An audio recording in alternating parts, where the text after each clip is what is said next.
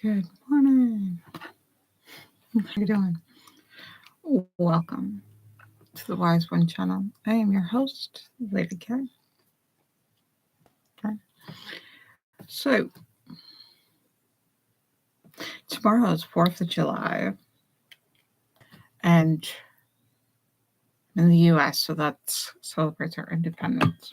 Question is, are we really independent? From what,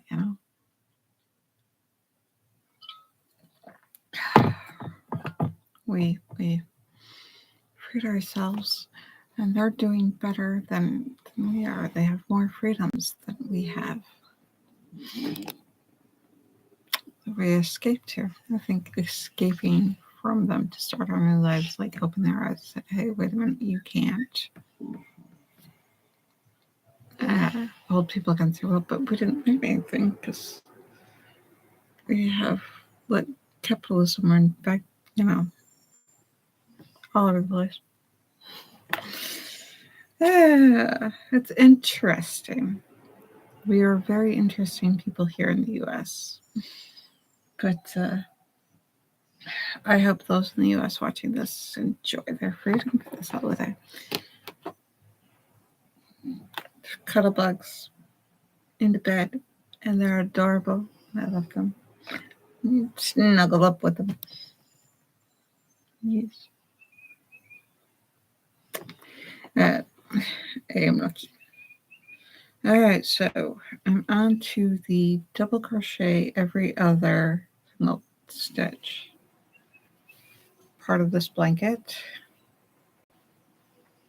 So I'm just going to repeat this after I run into 1, 2, 3, 4, 5, 6, 7, 8-ish increments of double crochet every other. And I'm going to double crochet every single stitch for the increments where we double crochet.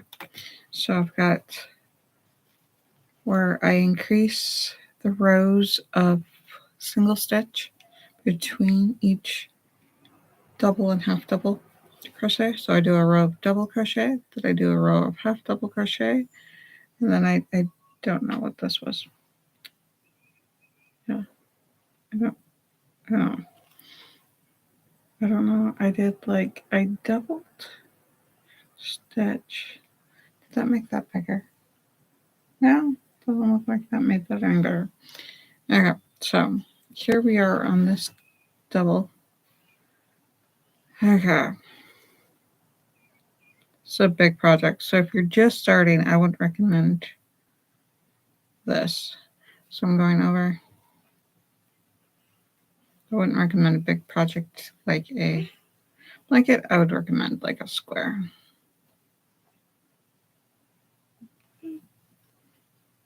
Well done, Helen.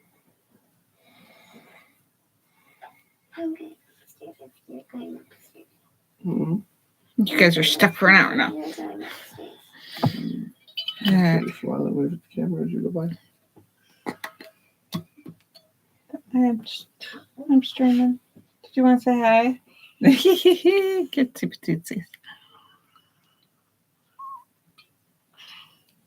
Look, we have a squirrel. Squirrel. It's an itty bitty.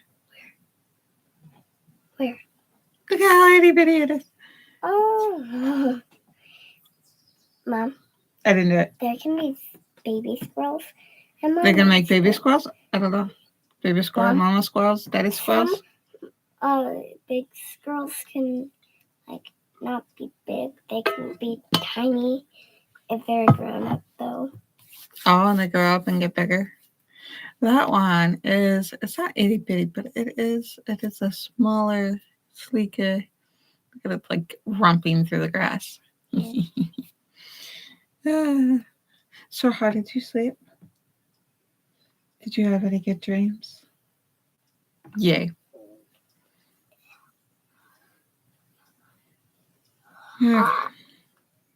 Skip over.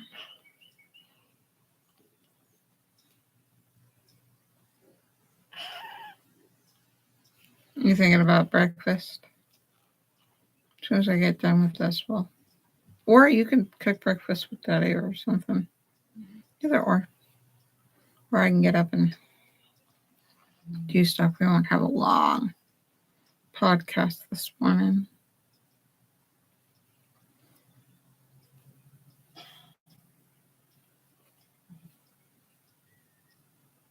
Do. I still don't understand the difference between a podcast and a YouTube. I just know that it's got a different thumbnail Podcast doesn't have and video. it's a list of videos. Podcast doesn't have video. Podcast doesn't have what? Video, it's only audio. That's video. Podcast? I'm going to look that up. I'm going to go look on the internet. Because if it does only have an audio, then some of the quiet moments podcasts are stupid. Does podcast have video? There are many different types of video podcasts. Some podcasts. Oh, okay. So the generative AI has suggested, it says, yes, video podcasts are popular forms of podcasts that includes a video element. The video can be as simple as a static image or as complex as a video recording of the podcast host and their guest. The video podcasts are often called videocasts or vodcast. Vodcast. They can be found on platforms like YouTube, Apple Podcasts, Facebook, and Twitch. Not Twitter. Twitch. It started with T and my ADHD jumped to conclusions. Tried to fill in the blanks so I could read faster. It was impatient. Video podcasts can be enjoyed equally in both video and audio versions. They can promote authenticity and trust. Authenticity and trust. Why would they say that they promote authenticity and trust? I have to wonder. And I think it's basing that answer off of the Ultimate Video Podcast Guide. Can a podcast be a video? The podcast host on the podcasthost.com. I think.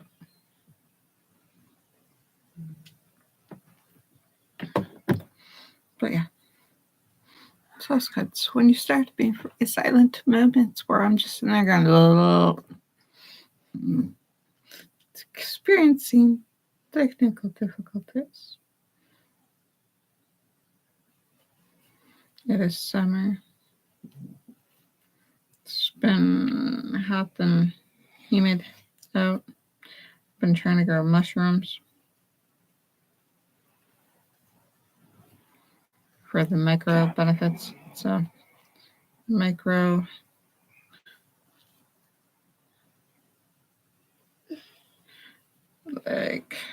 micro probiotics, microbiotics, and prebiotics like onions and garlics, and with probiotics are onions, garlics. Prebiotics are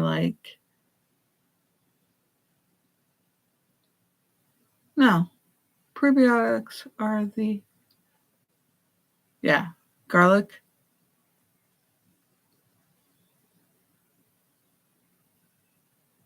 And the onions. Probiotics are like the fermented kimchi, sauerkraut, things like that. And then the microbiotics are like the mushrooms. It's very difficult to do with the audio, editorially say what the picture is like. Sometimes people will say it back to me and I'll be like, no, that's not true. What in the world? And they'll be like, that's what you said. And I'll be like, well, that's totally wrong. That makes no sense. Where would my brain chop something up and spit that out? So it's, just more, he knows the word. So it's not like I don't know anything. It's just that it doesn't come out right. So that shows low intelligence. That's why I have average intelligence, because relaying the information that I have up here without visually writing it down. That's why I prefer texting. In texting, I'm much more intelligent. Because when it's said audially, like a word, like a big old Latin word, is said audially, it's different. It has a different association than the visual. Visual will have no sound, or it'll have a strange sounding in my head, which will put it in a different association with the text that it has. And so when somebody will say the word by itself, and I've never heard it pronounced, and I've only read it, and it's got a different association, I won't know what that word is. Not a clue. But like, yeah, why would I? Yeah, like prebiotic or prebiotic. It might have like not. This is an example of something that's not real. It's a fictional example, like to say probiotic instead of prebiotic. Like a prep, I'll read like a prebiotic, which isn't really a word. So what'll happen is probiotic. If somebody would say probiotic, I would have no idea what a probiotic was.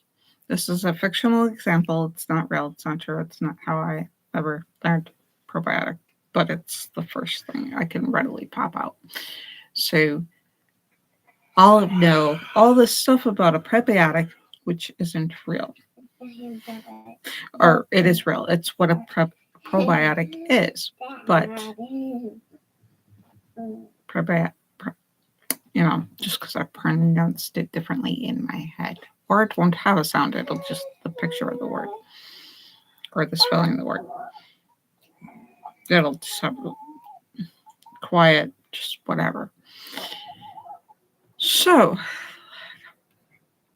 instead of I'll have a probiotic, type association with this word. So if somebody says, oh yeah, prebiotic, I'll have no idea what say probiotic. I'll have no idea what a probiotic is in this fictional scenario.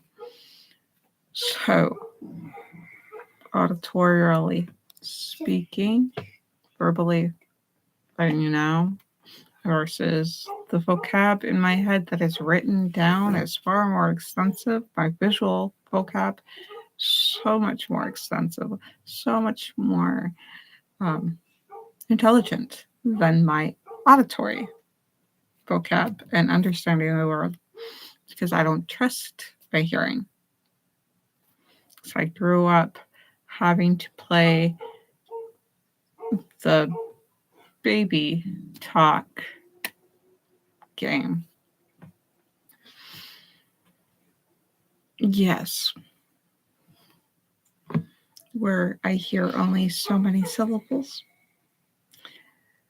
or it sounds like a completely different word than what somebody said. Like having to figure out, and Winnie Pooh and Blue too meant I'm doing good, how are you? Not the same sound. No. But they have similar, like, to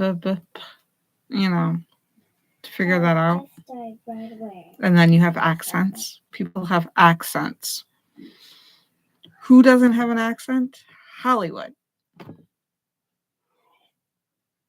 Because that sounds normal. Everywhere else, we all have accents. So if they have an accent in Hollywood, it's probably intentional.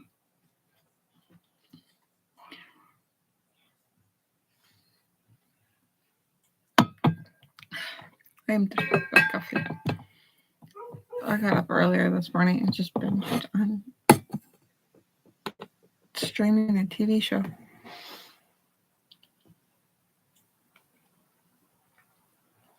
So this is just tea and juice.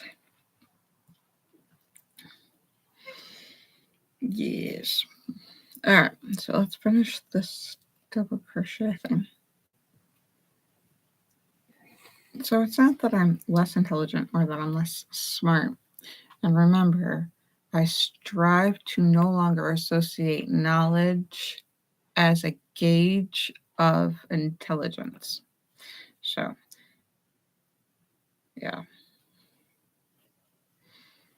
That's been interesting because that is hardwired into our environmental social engineering. If you're not smart enough to know what it is, then you're not smart, which is not true. The ability to learn from your environment when you have no knowledge, and then to gain knowledge and to be able to use that knowledge afterwards, or to be able to change out your knowledge and be like, oh, this is no longer true what I thought before, which gets frustrating for me. And I just like, screw it. Like hearing things. Like, that's probably not what I heard. So do I trust it? No.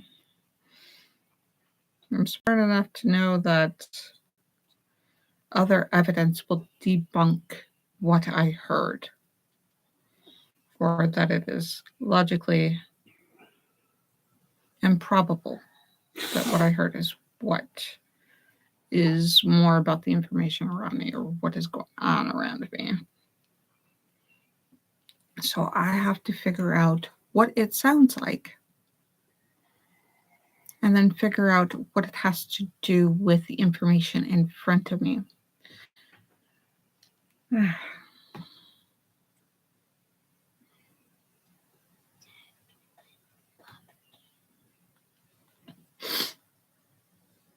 So I don't trust what I hear or what I say as much as I trust what I see. For a good percentage of the time. Because what if there's an exception that I have to depend on the other side of that statement? Hee.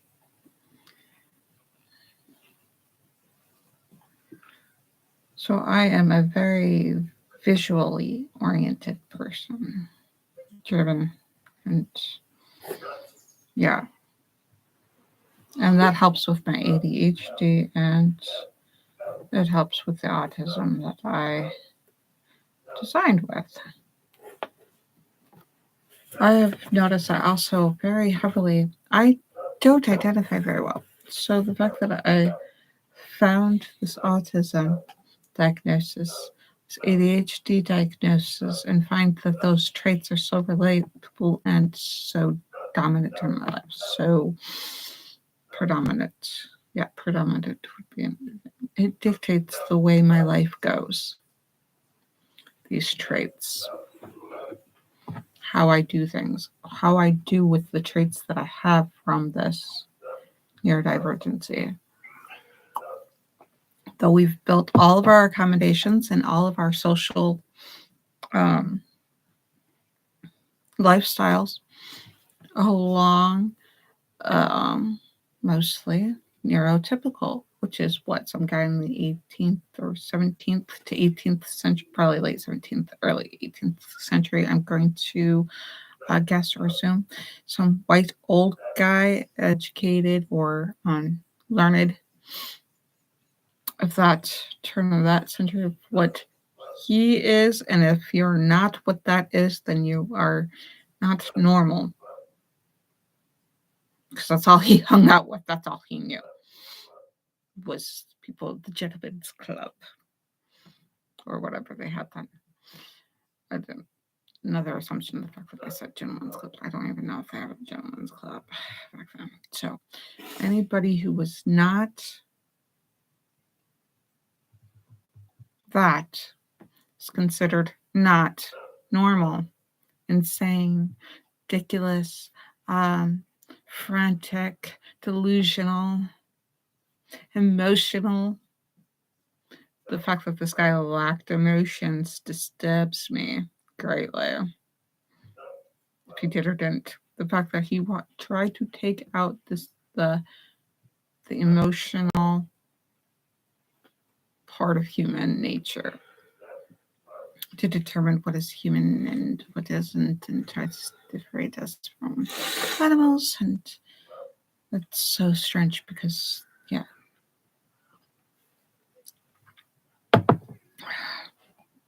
So,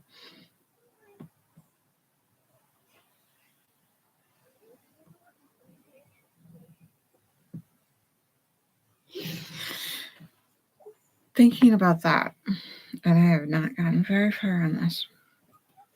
I'm much later this morning. So, my normal is not the same as neurotypical's normals. I just operate differently, and most of these social norms in our world are built on those considered normals. I would consider those to be normals. So we have our everyday things like breakfast, lunch, and dinner. Neurotypicals are hungry 3 times a day. And it's funny because eating regularly, among others, has increased the chance of survival. Digestion, easier and faster digestion. So health. Run! Anyways, this is why this is not for kids. Okay.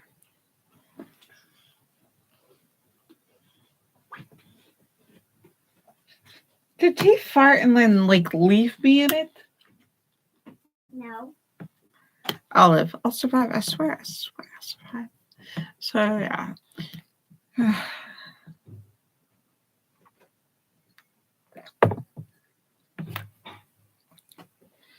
So yeah, a lot of our accommodations, lifestyles, and things that to accommodate us living longer and for our comforts and our everyday living, getting up, eating breakfast, having coffee, having a coffee maker, having transportation, having other type of clothing that we have, available clothing in the market, how we purchase stuff in the market, the fact that we have a market, the fact that we communicate via the internet, our forms of communication, our social applications are all accommodating for our mostly accommodating for our neurotypicals. So learning that what time we get up, the fact that we have a normal schedule. So this routine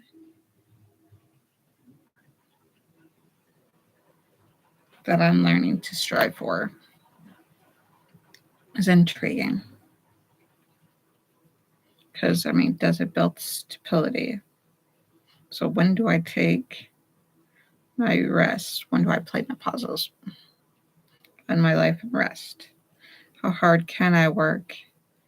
And what could I produce and build and accomplish? And how can I exist without having to be obligated to work? That has fascinated me.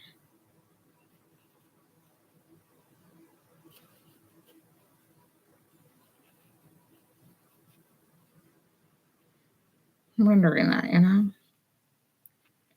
the younger me version, I'm pretty sure was very, very much into working, producing.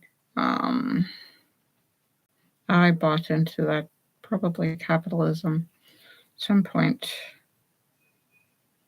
and it makes less and less sense to me now.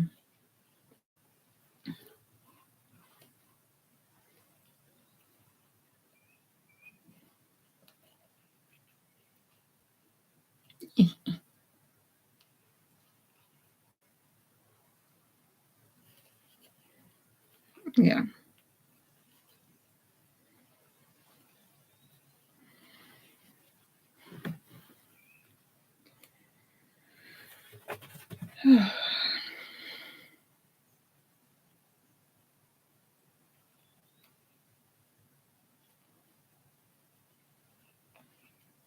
So I'm thinking about how things are dealt with that happened to us, and how two things, like a guy could come up with an idea and a girl could come up with an idea, and in a chauvinistic sense, the girl's present, her idea may be glossed over occasionally, and then the guys are hailed as a victorious thought, have the same idea, silly idea from her. That has happened in corporate, in the stories I've heard. I'm not saying that happens in all the corporates. No, we are not going to extremes. So what we're doing is getting rid of the binary thoughts, or the binary good versus bad, and this war thought, black and white, all this happens all the time. So we're getting rid of that out of my language, and I'm trying to out of my perspective and out of my way of doing things. So what I'm doing lately, I have I am currently working on reconstructing my lifestyle with my mental and habitual actions, my mental and spiritual ways of doing things. It's been an interesting journey. I've been in a unique position, and every time I think about it, the biggest thing that comes to mind is, how can I provide this particular unique opportunity to others? And I start following it through, and I think about the judgments and the fears and the things and risks that would arise with this lifestyle that I'm currently living, and I'm exploring and trying to figure out how to get on my own 2 feet, and realizing others who have been through trauma, that are trauma reacting, that are burnt out, unable to produce money and things like that, and they just want us to set them in lifestyle, or a lifestyle of just peace and quiet, just chilling out, just like retire, just like chill, not have to be obligated to produce, to be, cattle. And lately, the biggest thing is the slavery of animals. Slavery of animals. We own pets. This is something that probably bugged me before, but has come up to the front part of my consciousness. But we have enslaved our animals. Our whole planet, we don't take over the entire planet. We take up spots in the planet like an ant farm, like an ant hill. We're a living, breathing organism on the living planet of Earth, our terrestrial home planet. It's bigger than us. It's lived here longer than us, and it'll be here after the extinction of mankind, should that ever arise. So it's not the planet is taking care of us. It's, if we consider it, we can consider that maybe we should be taking care of our planet, taking care of the homes of our wild creatures, the ones that we have started to domesticate. So, if we consider this fringe application, that we have enslaved animals, and that may not be healthy. It was not healthy to enslave our fellow mankind. So if we want to abolish it, we have to abolish the things that make sense, that make slavery make sense. Indentured servitude and the whatnot. People not get paid for things.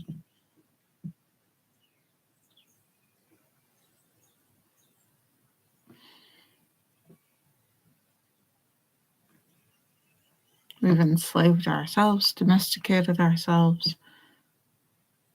If our food is disturbed, our chain of food, can't grow our own food in big cities. We still depend on markets, so an external source. Love interests. Who and what we can marry, we still trying to say whether or not who and what we can marry. We are domesticated. If we were put out in the middle of nowhere, like dropped, like plane crash, or even just, oh, we're playing this survival game and dropped out there. What modern man, woman, child, or person would be able to adopt? We are so domesticated.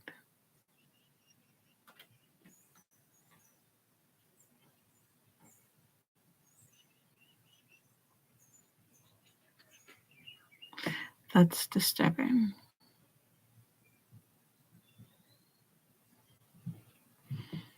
If we sit there and think, we have lived for so long in mankind, uncivilized, just roaming, and now we're domesticated. For how long? Actually, finding older and older civilizations. I keep finding older and older civilizations, but still, we are so domesticated. And we have domesticated animals to the point that they're practically enslaved.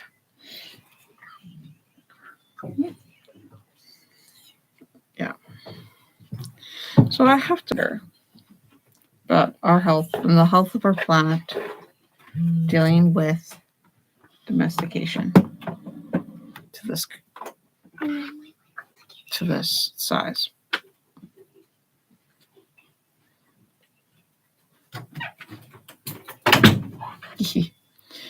And they've left me alone.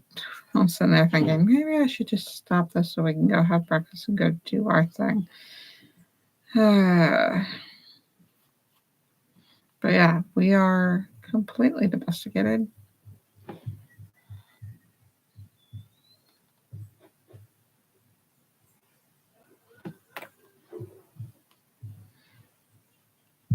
And it's been an intriguing journey to heal. I'd like to be able to go off grid. But we're having less and less. We're having a bigger and bigger grid to deal with. We have less wild sanctuaries. Those with, it's again.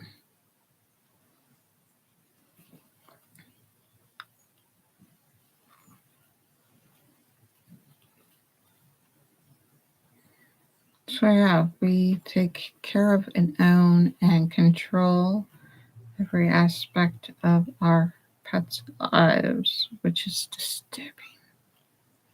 And it's the normal thing to do. You have to put your dog in a cage. Did they in ancient Rome say that you have to put your slave in a cave? You can't just have your slave wandered around your house at night. They have to sleep in the cell that they like if they prefer it.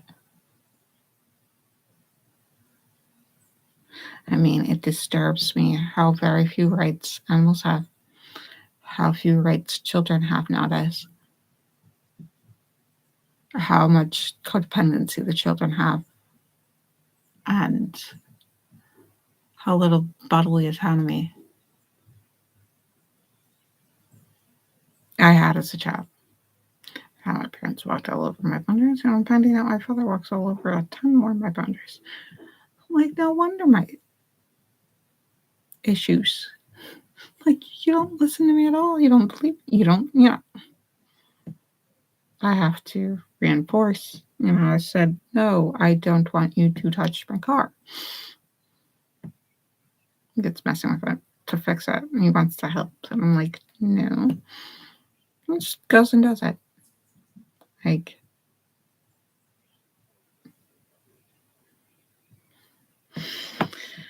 he's just trying to help. He wants to be, I'm like, I didn't ask for that. Just does it anyways. I'm like, Wow. No wonder I messed up.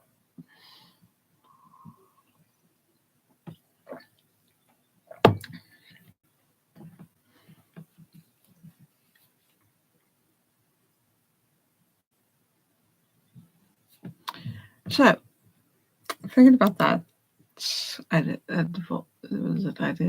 digress. So, thinking about how much, is it right to domesticate? And why do humans continuously domesticate? Look at the civilizations, look at the Incas, the ones that have built this, that we suspect have built the Sphinx before the ancient Egyptians that we know now. And what's the benefit?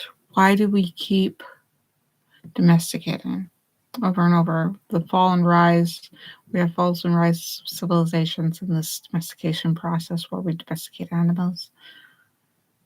But why do they fall? Why is it not support? Could we support the earth better? Kill the earth less? Where's our connection to the earth?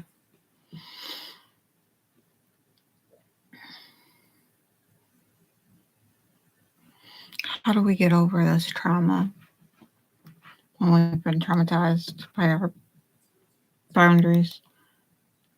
And those who don't know, who no longer, when it becomes a cultured trauma, like you don't have a choice, we're going to do this for you, whether you like it or not.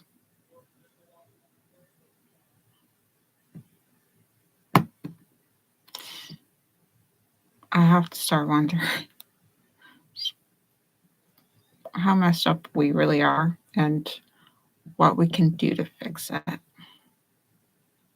And then I realized I said the word fix it, which if it's organic, it's not something you can fix. You can only fix inorganic matter. You can't fix a situation. You work on a situation. People don't change. If a person is changed, they can fall back into habits that were destructive to themselves and those around them. I have learned that if a human grows, they're less likely to fall back into destructive and harmful habits and methods and ways of doing things that hurt themselves or the people around them. So, this wisdom, learn. So, this language that I am learning, this lifestyle that I am learning and growing with. So, it may not be my responsibility to fix the world, which it needs help so that it can fix itself, help itself. And that's the only help I can offer. That's my philosophy and my belief system, is that you help yourself. Get it so that you can independently work on what you need. What do you need accommodated so that you can do it yourself? Yeah.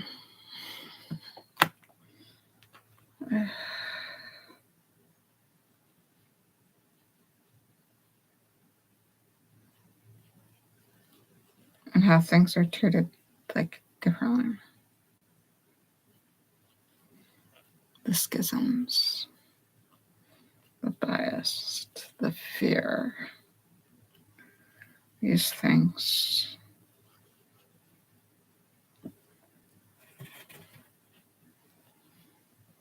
Things that affect all people on some level, all living beings on this planet at some level.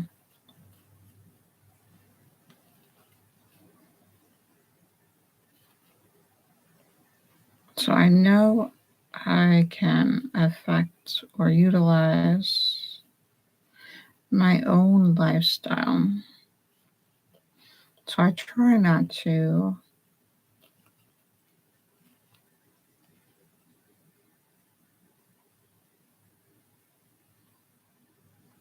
how do I phrase this? Try not to involve things that I don't have control or responsibility over. So I dealt with my mom's crap. Then I realized, oh, that's not my responsibility. Just tried to put herself. And that was a big mess I had to unfold. So now,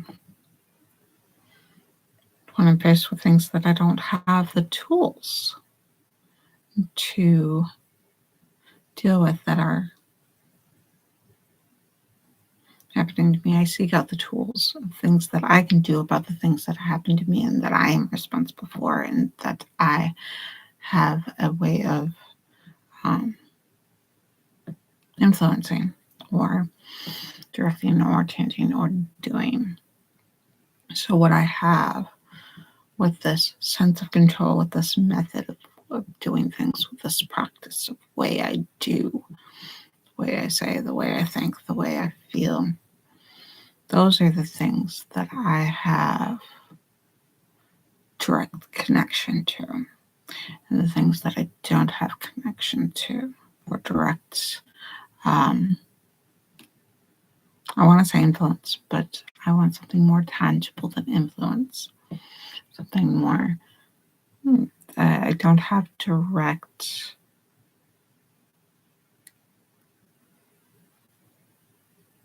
way of dealing with. I have learned to put more trust into it. That is difficult when it is not practiced. So I understand the difficulties that I have with trust, that things that are not in my control or in my practice or in my method of doing things, in my way of doing, then I have to trust that it'll be there if I wasn't there in the first place, and it'd be there when I'm long gone. It's there before me, it was there while I'm there, and there, So, being a healthy individual is challenging. Mentally healthy, physically healthy, emotionally healthy. It's challenging. And then understanding this thing where I feel like I'm enslaved, and I'm like, but nobody has the papers on the ownership. It's a fictional thing to be owned. So the bigger world problems, perfect best intentions. But the things I have the ability to do, to influence, to utilize, to work with, to grow with, those things, I do my best with what I've got and make the best out of the things that happen, because it's going to be okay. So far it's been okay, and so far it will be continuous to be okay. So it takes a lot of strength to get to this point and to continue. I know it's not easy.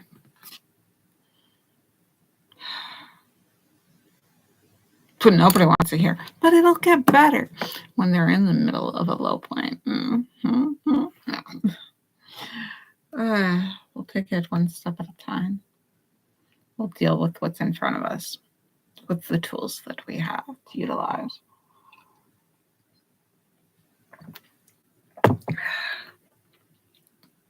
And I hope everybody has a safe and wonderful holiday in the U.S. and safe and wonderful holiday anywhere else in the world that there is a holiday, and a safe and wonderful time.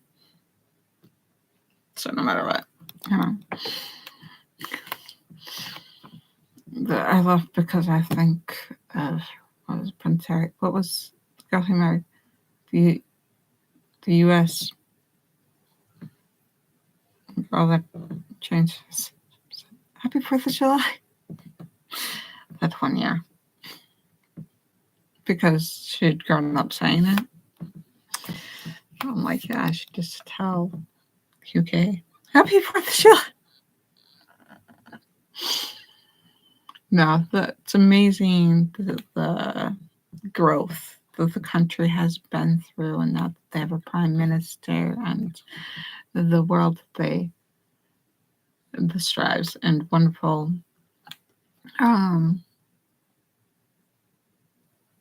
growth that they've made as a country. I really admire admire their freedoms and their better lives that they could be having. Yeah. Let's go millennial life. And hopefully we will free ourselves from colonial thinking, where we have to eradicate in order to grow. We don't have to terraform. We're a living, breathing organism that is society, and we don't have to terraform in order to survive. In fact, less terraforming too. The more we integrate ourselves rather than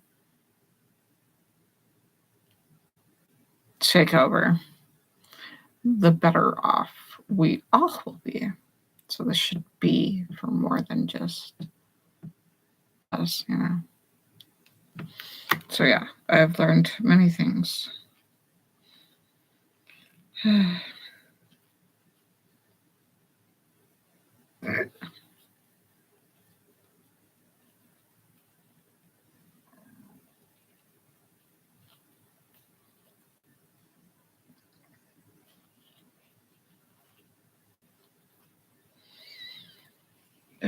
Freedom. Everybody needs to be free.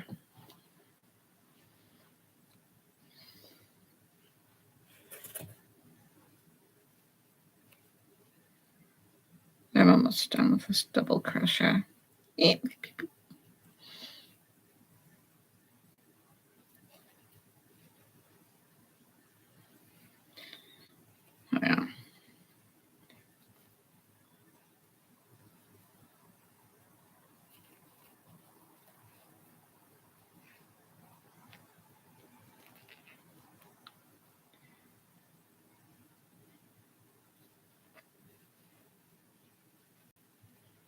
I have no idea what we're going to do for breakfast.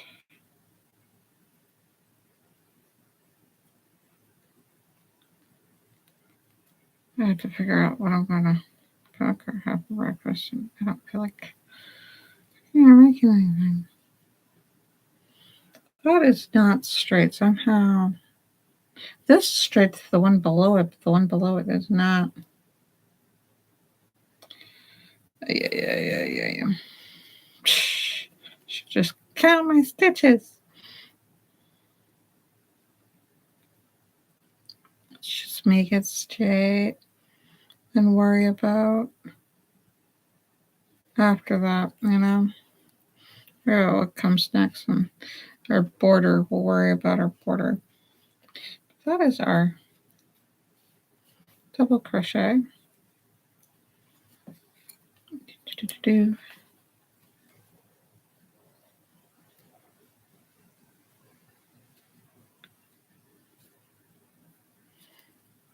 All right, I'm going to let you guys go. I talked way longer than I anticipated.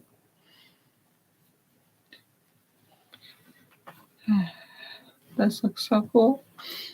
I'm so proud of it. Do it yourself or blanket. Look at how, okay, so the fact that something seemingly one-dimensional looking becomes a three-dimensional mass. Look at this. This fascinates me. This gets me all sorts of brain tinglies and fungies, not fungies, but fungies. It's fun for the brain, tickles the brain. It makes me think about how something so microscopic. So I keep forgetting that word for microscopic worlds. That so much of that is built up until there's a place for what seems to be matter. Until you build up atoms, and you have so many atoms to build up this world of matter. So much matter, but think how much nuclei and ions are